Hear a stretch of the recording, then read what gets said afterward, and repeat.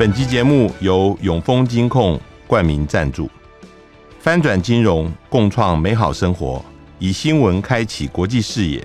永丰金控与您一同掌握全球脉动。大家好，欢迎收听联合开炮，我是郭崇伦。2024年已经快要过完了，今年的选举非常的多那超过70个国家举行选举，那涵盖了全世界大概一半左右的人口，尤其是今年最后一个选举是美国大选，更是全世界关注的焦点。但是这一次的美国大选造成了非常多的问题，也让我们对于民主这个概念有进一步的思考。那我们这一集邀请到了研究民主超过40年的斯坦福大学胡佛研究所的资深研究员戴雅门 Larry Diamond 先生，他也是美国国家民主基金会的高级顾问。那他来过台湾好多次，对于台湾的民主状况也有相当的了解。我们今天特别请他来谈一谈他眼中的这一次的美国选举，以及他看今年的选举所呈现出来的各种不同的民主的风貌。I'd like to begin with, of course, Donald Trump being elected as the president of the United States. But I'd like to ask you what kind of implication for him becoming the president. Not only once, but twice. He was called a fascist, and he said himself that he would like to be a dictator for the first day of the presidency. What's your thinking on this? I'm very concerned. He has not primarily been echoing that language in the immediate aftermath of his victory. Most of what he said in the wake of his victory has been on the more dignified, less pugnacious and authoritarian side. Mm-hmm. Although he is making it clear he intends a massive, kind of roundup of illegal immigrants.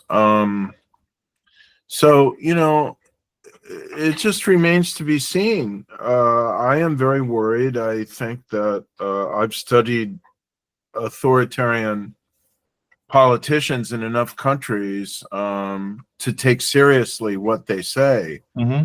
Often they become authoritarian when they haven't even given such explicit hints of it during their political campaigns. Mm-hmm. But rarely do they vow to do illiberal and authoritarian things and fail to try and do them once they get elected. So I think it's very concerning, and our democratic institutions are going to be put to a very serious test. Mm-hmm. That doesn't mean that everything Trump wants to do is wrong or that it's illegitimate. Mm-hmm.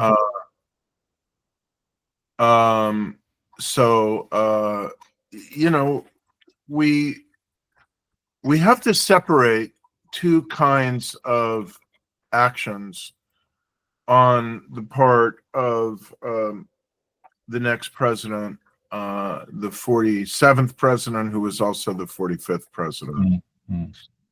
One are actions that involve policies that many liberals, many Democrats, many others may not like, mm-hmm.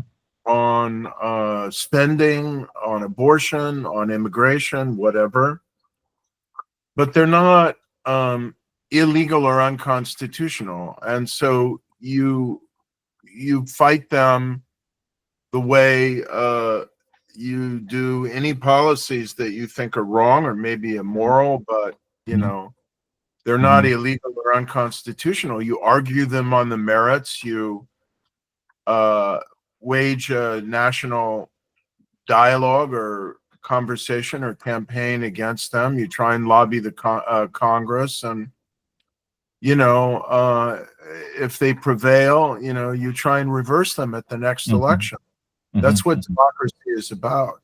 But there's a second set of actions that involve assaults on democratic institutions and democratic norms, and that cross the line into anti-democratic or authoritarian behavior. Those I consider illegitimate, and you just have to hope that people in positions of responsibility in the Congress, the courts, state and local governments, career civil service, the mass media and elsewhere will not go along with it. Part of the problem is that he's likely to have control of both houses of Congress. He certainly does the Senate, and he's made it clear he wants to politicize control of the military and the civil service, so that they will simply follow any order that he gives. Just like you said, some people are arguing that American institutions is strong enough to prevent any dictatorship happening in the United States. But like you said, both chamber of Congress is probably going to be dominated by the Republican Party, and the majority of the Supreme Court judges had already been appointed by Republican president, and Donald Trump probably will have the chance to appoint 2 more judges. So do we still going to have faith in the check and balance of power in the American system? It is going to be very challenging. I will say, first of all, about the courts. Some Trump-appointed federal judges have ruled against him, particularly in his lawsuits challenging various aspects of electoral administration that he didn't like. It doesn't automatically follow that just because he appointed a judge who is conservative and whose philosophy he likes, that person is going to go along with illegal, unconstitutional, and undemocratic things. But the Supreme Court has recently given what many consider to be a shocking and indefensible,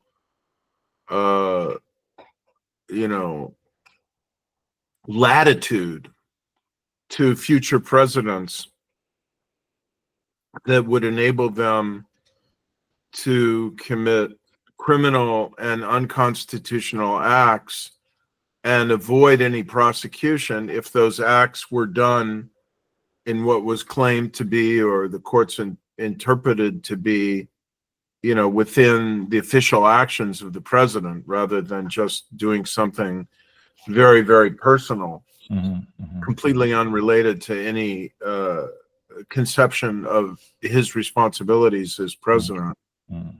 And the problem is, once you remove the possibility for legal accountability in the courts, even after a president leaves office, the only thing left is impeachment. And the Republicans have shown that they're not going to impeach him. They wouldn't even impeach him after he tried to overthrow the government on January 26th of 2021, overturn the result of an election and impose his electoral defeat as an electoral victory.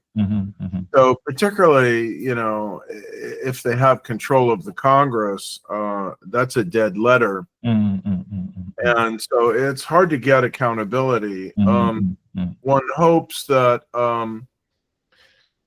if he tries to do blatantly illegal or unconstitutional things, the courts will still overrule it. The Congress will not support it.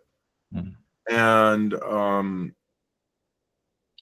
people who have sworn an oath to uphold the Constitution of the United States, whether they're in the Congress or the Federal Civil Service or the military or so on, that they'll honor their oath of office. But, you know, we're going to be tested in ways that we haven't been before. Right, right. But the most troubling things I find this election is that Donald Trump had won the popular votes. That means over half of the people in the United States is actually voted for him. Do you think over half of the people who voted in the election voted for him. Right. Okay. But it appears that he may wind up winning fewer total votes than he obtained in 2020 when he lost the election. Okay. Turnout declined significantly in this election. Right. He got about 74 million votes, a little more in 2020, and he's only about 73 million now. Oh, okay. But my question is, why do so many people want to vote for him? Is it there's a possibility that those people will want to have a strongman politics in American political arena, that so that he can cut through all the red tapes and get things done here? I think that some people want a strong man. I think there's no question about that, and wouldn't mind or would even endorse if he veers in an authoritarian direction. But I don't think that's the principal reason, or even close to the dominant reason, why he won a majority of the vote. You know, we have a lot of survey evidence now, and it shows that the most important motivating factors in voting for Trump were what were perceived to be the poor state of the economy. Okay. With respect to inflation, of course, overall economic growth has been pretty good, but prices are very high. They haven't really come down since the inflationary spiral. Housing prices are really high. We have a serious problem of too little housing, particularly in urban and suburban areas, and it being too expensive. We need to build a lot more housing. And they're concerned about other issues, immigration, some social issues. But I think it was the state of the economy and immigration that were the two biggest factors in swinging the election to Trump. Right. And, you know, you can't dismiss that there were some voters who just didn't want to vote for a woman or didn't want to vote for a woman of color. There is that as well. But I don't think it was voting for autocracy. It just wasn't weighing the danger of autocracy when people voted the way they did. One of the main purpose we are doing the interview with you is to conclude this year's elections. There are so many elections this year. Probably the American election is the major election at the end of this year. So what kind of trend or lesson we can learn from this year's election for its significance? Well, you know, it's been mixed. If you start last October in a very important election in Poland, the liberal opposition came back to power in Poland, civic coalition. There have been African countries, 3 that I'd say moved in a democratic direction. Senegal, a president, Macky Sall, tried to stay in office beyond 2 terms. He failed to be able to get support to change the constitution, and he had to leave, and then the opposition won. In South Africa, the ruling party of 30 years, the ANC, has been increasingly corrupt. They lost their majority and had to go into a partnership, into coalition with the Democratic Alliance. And it looks like they've gotten better governance as a result. And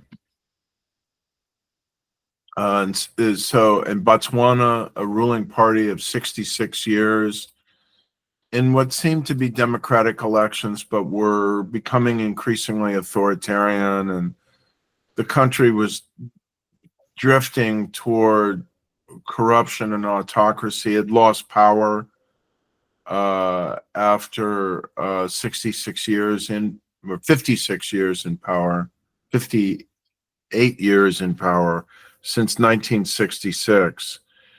And, you know, Sri Lanka, a more democratically inclined candidate, defeated the, you know, kind of a populist, autocratic ruling family. So, I mean, there were, you know, much better election outcomes last year in Guatemala. You know, we've had some positive developments, but the most important election was in the U.S. and you know, on the one hand, it was a change election. People wanted change. They felt that on balance, things weren't going well for them economically, and they weren't happy with how Biden had governed and, you know, the state of their job prospects and housing prices and so on and so forth. But, you know, when you vote for an autocrat for policy reasons, you get all of the authoritarian baggage that comes along with it. I might add, you know, even though Narendra Modi won the third term in April and May, after the results were all in May of this year, his ruling party, you know, won a substantially reduced presence in the parliament. They lost seats.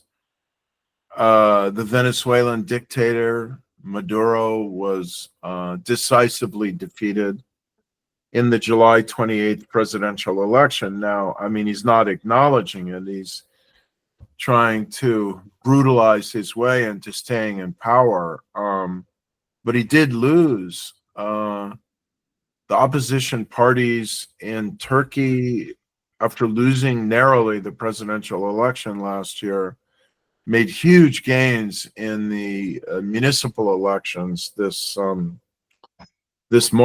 past March. So, I mean, there's been a lot of better news, you know, until the U.S. election. You know, you weigh the net outcome of all of this, and it kind of looked like illiberal populism or authoritarian populism was losing ground in net terms. There was a bit of a push in a more democratic direction, but that is certainly not what has happened in the United States. Right. And we'll see, you know, some of us could be wrong. Maybe, you know, Trump chose as his chief of staff someone who's very loyal to him, but is a long-time professional Republican politician who's worked in many campaigns and is, you know, considered to be a sober individual who's not a crazy person. So maybe his appointments will be better than people fear or expect. And, you know, maybe the early part of this presidential term will look more like the early kind of slightly more establishment leaning or not not horribly authoritarian and aggressive, early part of his previous presidential term. But you look at what he said, you look at the Project 2025 blueprint for purging the civil service and much else, the courts, the radical reshaping of government and politicization of everything. And I think what you have to worry about is that Trump and the people around him have a strategy similar to what Orban had in Hungary when he came back to power in 2010. Right. Hugo Chavez had, in 1998 when he was elected president with a revolutionary agenda. What Erdogan and his Justice and Development Party had in Turkey when they came to power in around 2003, which is, we've won. We represent the people, and we're not going to give up power. We are going to govern in such a way that the opposition will never be able to come back to power. Right. And that is not democracy. Right. You identify there's 4 ill winds in your book 2019. And one of them is the rise of populism, which is exactly what's happening in the United States right now. Do you think that with Trump getting elected for his second term, would that also encourage some of the populism party in Europe, perhaps in Germany, in France, and in other places, and then started a global so-called revolution on populism? Is that possible? Well, it's certainly possible. There frequently are diffusion and demonstration effects from bigger countries to smaller countries or across borders. And sometimes, as with Hungary, from smaller countries to bigger countries. Right. Germany is now going to parliamentary elections before too long, early next year. And, we'll see. But we are seeing someone like close to Trump, like Stephen Bannon, who is hoping to spread this so-called revolution globally, right? That's right. Yeah, you are very correct, and is working closely with Orban, is working closely with Putin. We'll see. It could happen. But Le Pen was gaining ground. Le Pen was, she didn't win control of parliament in the end, but she gained ground, and the extreme right and left wing parties gained ground in 3 Eastern German states.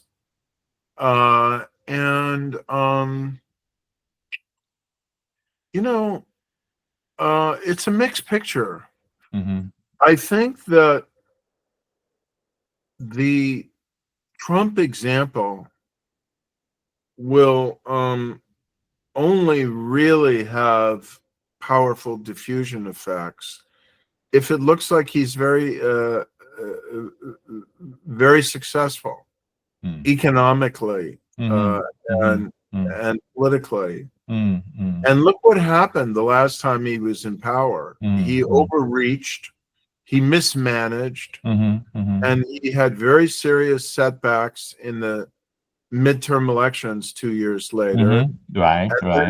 Then he lost in the next presidential election. He won't be running again for president, but his success will be evaluated negatively or positively by the voters 2 years from now. And if he focuses on deregulation and job creation and doesn't overdo it with tariffs. He might have some economic success, and right. certainly need to invest more in our military strength. Right. But if he's going to be obsessed with the politics of revenge and unleashing the Justice Department on his enemies, and punishing people in business who don't kowtow to him, and threatening media establishments whose reporting he doesn't like, and punishing or threatening universities if they don't toe his line, and sorts of things. He's going to damage the economy. He's going to damage the research enterprise. He's going to damage investment in innovation, and he's not going to be successful. And nobody wants to imitate a loser. So it really depends on, whether he's going to pursue a positive agenda or a revenge agenda. Certainly during the campaign, there were heavy elements of authoritarianism and revenge dominating his political vision and promises. You just mentioned tariff. I would like to, since Taiwan is a heavily foreign export countries, I would like to explore more about the connection between populism and protectionisms. Can we say that the populism is somehow driven by working class and the needs for economic survival, which translate by the populist leader into protectionisms and also anti-immigration policy? Well, populists need enemies. Okay. In order to justify their claim to represent the people, they have to draw a very thick line between the good, deserving people and all the enemies of the people. And they have domestic enemies, what they call the enemy within, their political opponents, their critics, people they don't like, vulnerable minorities. Often it's sexual minorities, the LGBTQ community, people with a minority identity or language or something like that. But almost invariably, they try to mobilize support by stoking fear about foreign enemies as well, foreign threats, and by promoting a very crude form of nationalism. So they tend to be very xenophobic. Tariffs go along with that. Targeted tariffs for very specific purposes, like the illegal dumping of an oversupply of various types of goods that the People's Republic of China has been engaged in its international trade. Those types of tariffs, corrective tariffs or punitive tariffs, are legal under the international trading system and are necessary to get countries to stop violating the rules of international trade. But indiscriminate tariffs just to keep prices high in the hope that your domestic industries will someday be competitive, all they do is raise prices on domestic consumers, and then it is what Kamala Harris said was correct. They become a tax on the consumer who has to pay the higher price. So I think it is in the bloodstream of populists to be xenophobic socially, politically, and economically. But it's not a winning formula for making a country great again. Xenophobia never leads to national success. One of the character for Donald Trump's platform, someone seemed to suggest it's close to isolationist, meaning that he don't want to start a war with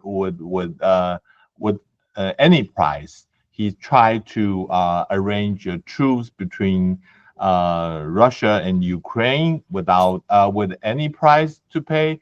And and people are concerned about his commitment to Taiwan. How do you think about his isolationist policy in his 4 years to come? Well, he wants a bigger military, but it's not clear he wants to use it. Okay. For any reason. And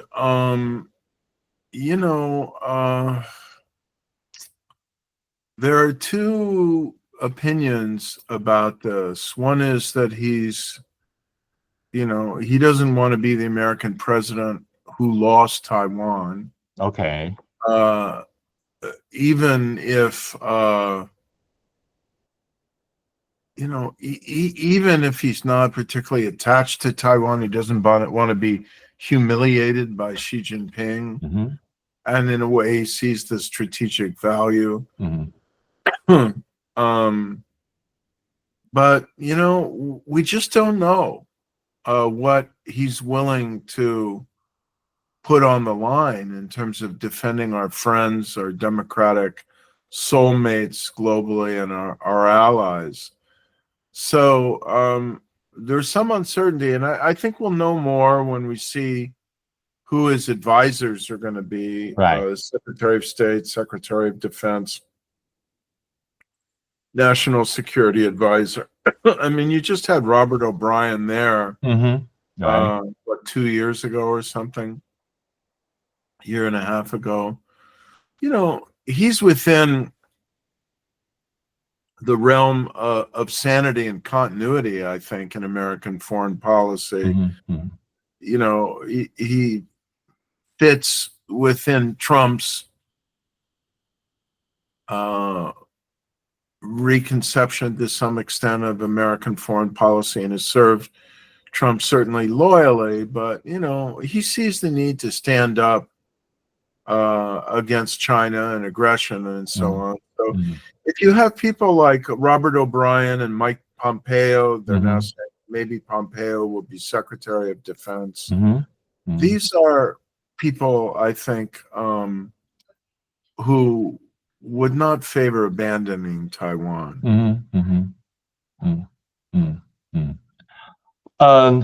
One last question is that recently you wrote an article for Foreign Affairs. You mentioned 23 countries where democracy is losing out to competitive authoritarian regimes. I'm kind of wondering, where do you put Taiwan? Taiwan is now a mature democracy, but some people are worried that it may be on the way of decline with various indicators. What's your thinking on that? Well, I mean, for the most part, you got to go by the data, and I get data from all three of the ratings agencies. We have a kind of political ratings agents, a set of 8 ratings agencies. We have Freedom House, which has been evaluating levels of political rights and civil liberties in the world every year, I think, since 1972. We have the Economist Intelligence Unit's annual Democracy Index, which is doing this almost every year since 2006. And we have a more academic project based in India called Varieties of Democracy, which has gone back. It's about 10 years old, but it's gone back and evaluated levels of democracy going way back in time. And I've taken the annual ratings of democracy of these 3 different ratings agencies and averaged them every year since about 2006. to get a kind of more reliable estimate. So if one is off, you know, it's an average of 3 different independent assessments. And 2006 is the year that the global democratic recession began. 4 countries started losing freedom, then gaining. Taiwan is one of the very few democracies in the world of any significant size that has improved in its quality of democracy over the last 18 years. Most of them have stayed the same or declined. And, you know, it ranks pretty highly. Its democracy score is higher than the United States now, which may not be saying much. But, you know, it's pretty high. It's kind of on the level of Europe. It's the highest in Asia if you average those 3 scores. And so I don't want to be glib about this. I know Taiwan. I worry about the level of polarization around, you know, the big issues of identity, national identity, and the future of Taiwan, and to some extent ethnicity or ethnic identity as well. I worry about polarization being fed by social media, as it has been in Europe and the United States. I worry about the, you know, the sense in the political camps that lost the last presidential election, particularly the deep blue camp, that, you know, the green camp has a very kind of majoritarian agenda. They don't trust it. They feel excluded, very worried. But, you know, if they hadn't divided the presidential vote with the former mayor of Taipei, Ko, they probably would have won the presidential election. So you can't claim it's an unfair outcome. And, you know, they did win the LY. They do have the speaker. You know, politics is about uncertainty. Taiwan is not hungry. It's a very competitive political system. I wish there were a little more trust and goodwill between the competing parties. It pains me when I see, you know, coercive disruption on the floor of the Lifa UN.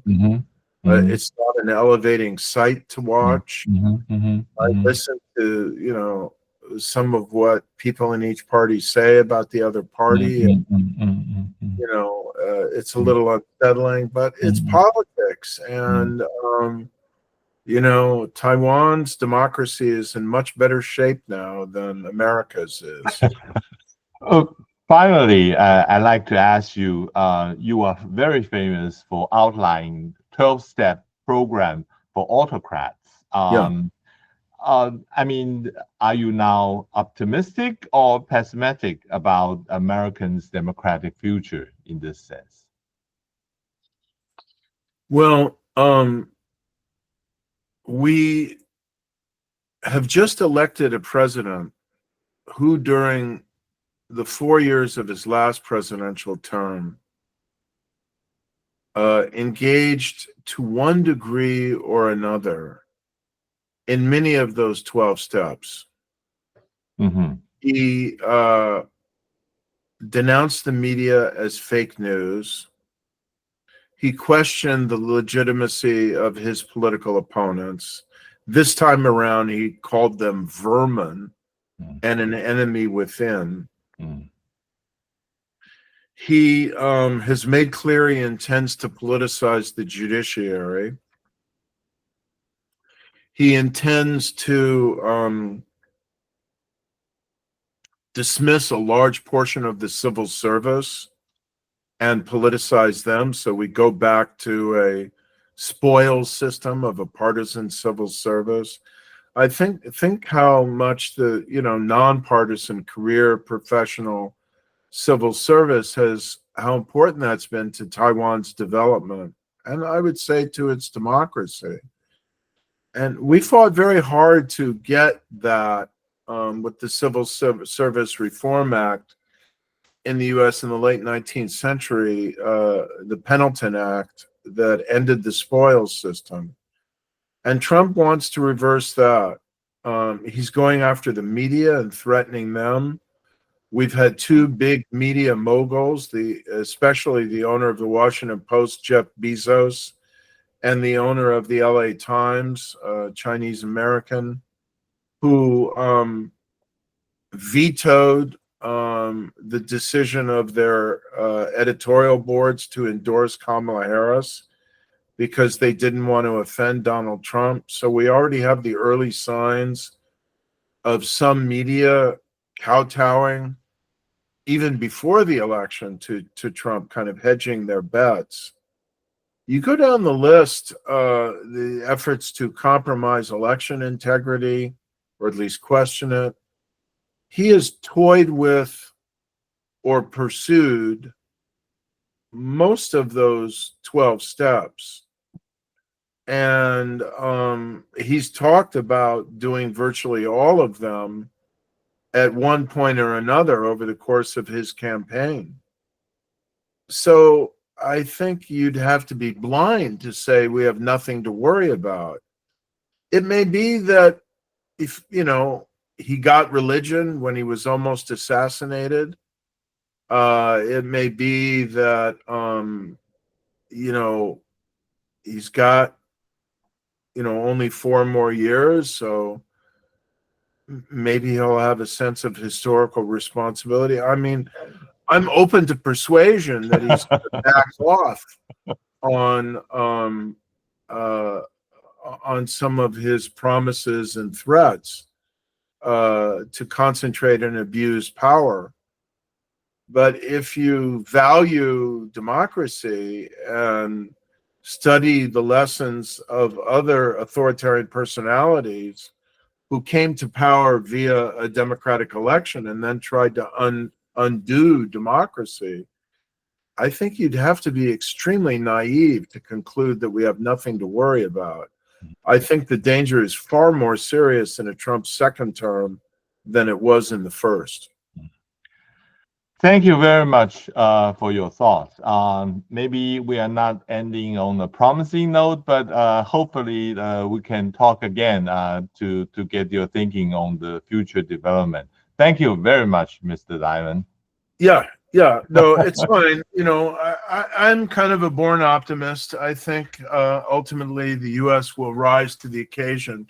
You have to remember the famous quote of Winston Churchill: "You can always trust the United States to do the right thing." Okay. After it has exhausted all the other alternatives. Okay. Thank you.